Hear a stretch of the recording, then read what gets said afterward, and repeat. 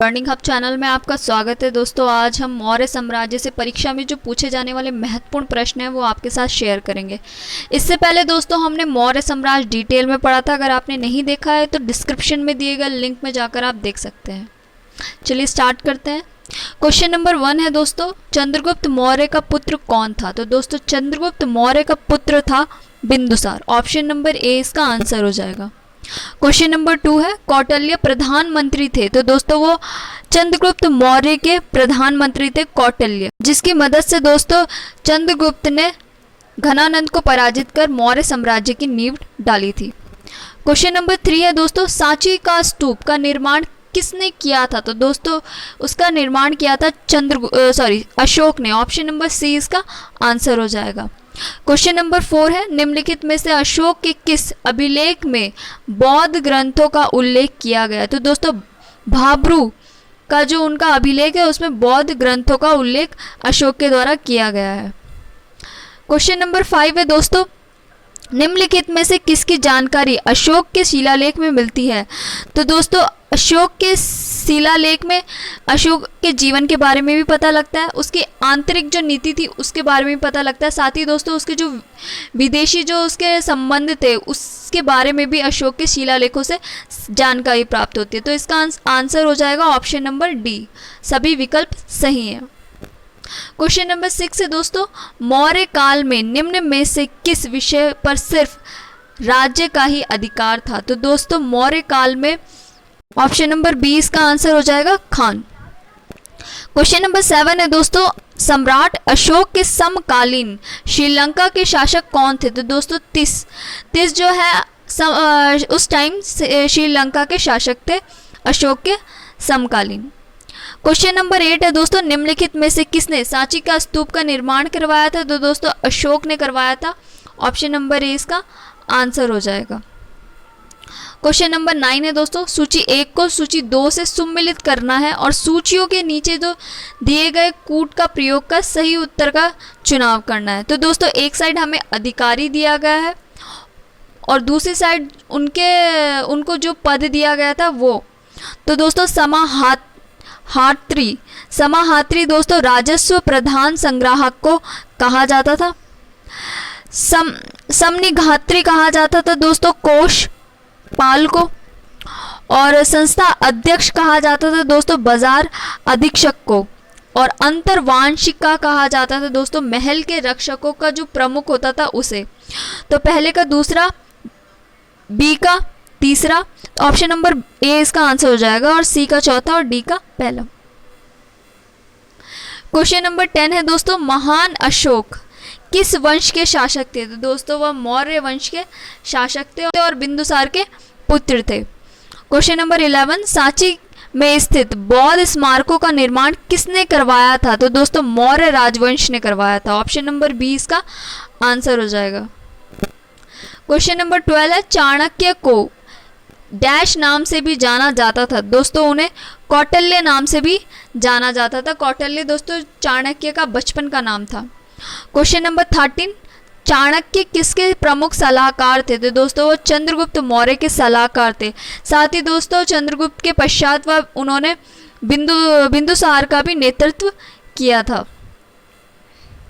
Question number 14, Chandragupta Maurya के प्रबल अनुयायी थे। तो चंद्रगुप्त मौर्य डैश के प्रबल अनुयायी थे? तो दोस्तों वो जैन धर्म के अनुयायी थे, और अशोक दोस्तों बौद्ध धर्म के अनुयायी थे। क्वेश्चन नंबर 15, सम्राट अशोक किसके उत्तराधिकारी थे? तो दोस्तों वह बिंदुसार के उत्तराधिकारी थे अशोक। क्वेश्चन नंबर 16 है, महान सम्राट अशोक किस वंश के थे? तो दोस्तों वह मौर्य वंश के थे। ऑप्शन नंबर ए इसका आंसर हो जाएगा। क्वेश्चन नंबर 17 है, चाणक्य का एक अन्य नाम क्या था? तो दोस्तों उनका दूसरा नाम था विष्णुगुप्त। क्वेश्चन नंबर 18 है, किस वंश ने मौर्य वंश की जगह ली? तो दोस्तों शुंग वंश ने मौर्य वंश की जगह ली। मौर्य वंश का अंतिम जो शासक था बृहदर्थ, उसकी हत्या उसके ही मंत्री पुष्यमित्र शुंग ने कर दी थी, और मौर्य साम्राज्य में एक ब्राह्मण साम्राज्य की स्थापना की थी शुंग वंश की। क्वेश्चन नंबर 19 है, मौर्य वंश का अंतिम सम्राट कौन था? तो दोस्तों बृहदत्त। ऑप्शन नंबर सी इसका आंसर हो जाएगा। बृहदत्त मौर्य वंश का अंतिम सम्राट था। क्वेश्चन नंबर 20, विख्यात सांची स्तूप किसने बनवाया था? तो दोस्तों विख्यात सांची स्तूप अशोक ने बनवाया था। Option number A. Important question है दोस्तों ये। Option number B.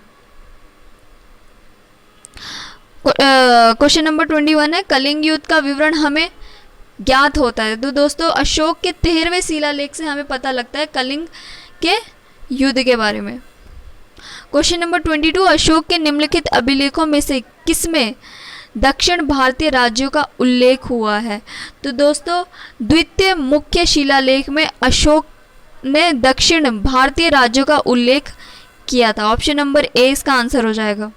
Question number 23 है, निम्नलिखित अभिलेखों में से किसमें अशोक का अभिलेख भी पाया गया है? दोस्तों महाक्षत्रप रुद्रा दमन का जूनागढ़ अभिलेख में अशोक का भी अभिलेख पाया गया है। ऑप्शन नंबर 20 का आंसर हो जाएगा।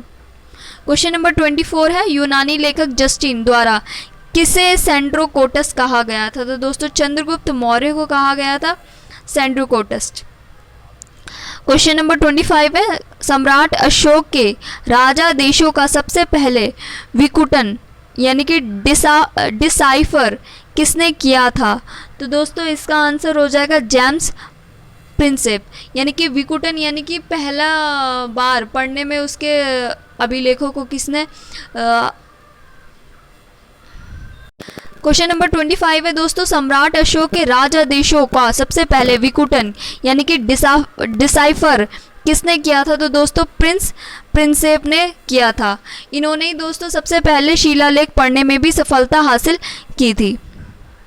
क्वेश्चन नंबर 26 है, कथन ए है और कथन 2 है, इसमें से बताना है कौन सा कथन सत्य है।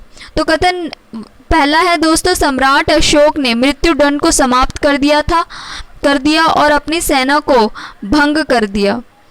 और दूसरा कथन है दोस्तों, कलिंग युद्ध के पश्चात अशोक पश्चातापी होकर बौद्ध बन गया था। तो दोस्तों इसमें जो है ऑप्शन नंबर डी इसमें सही है। ऑप्शन नंबर डी इसमें सही है दोस्तों। कलिंग युद्ध के पश्चात जो है अशोक पश्चातापी होकर बौद्ध बन गया था। क्वेश्चन नंबर 27 है दोस्तों, निम्नलिखित कथनों पर विचार कीजिए। पहला कथन है दोस्तों, रुमन देई के स्तंभ पर उत्कीर्ण लेख अशोक के धम्म का सुस्पष्ट वर्णन देते हैं। और दूसरा कथन है दोस्तों, निगली सार शिलालेख अशोक द्वारा कोणगमन स्तूप की यात्रा किए जाने के तथ्य का अभिलेख करता है। उपयुक्त कथन में से दोस्तों कौन सा सही है? तो दोस्तों कथन नंबर 2, केवल कथन नंबर 2 ही सत्य है इसमें। क्वेश्चन नंबर 28 है, कौटिल्य के अर्थशास्त्र में किस पहलुओं पर प्रकाश डाला गया है? तो दोस्तों उन्होंने राजनीतिक नीतियों पर प्रकाश डाला है। क्वेश्चन नंबर 29 है दोस्तों, निम्नलिखित अभिलेखों में से किसमें अशोक का नामोल्लेख हुआ है? और ये भी कह सकते हैं दोस्तों पहली बार अशोक का नामोल्लेख हुआ है तो दोस्तों गुजरारा के अभिलेखों में। ऑप्शन नंबर बी इसका आंसर हो जाएगा। क्वेश्चन नंबर 30 है, किसके शासनकाल में डाइमेकस भारत आया था? तो दोस्तों डाइमेकस आया था बिंदुसार के शासनकाल में। तो ऑप्शन नंबर ए इसका आंसर हो जाएगा। दोस्तों आज की वीडियो में बस इतना ही। अगर आपको हमारा वीडियो अच्छा लगा होगा तो लाइक शेयर सब्सक्राइब करने में कंजूसी ना करें। तब तक के लिए जय हिंद, जय भारत।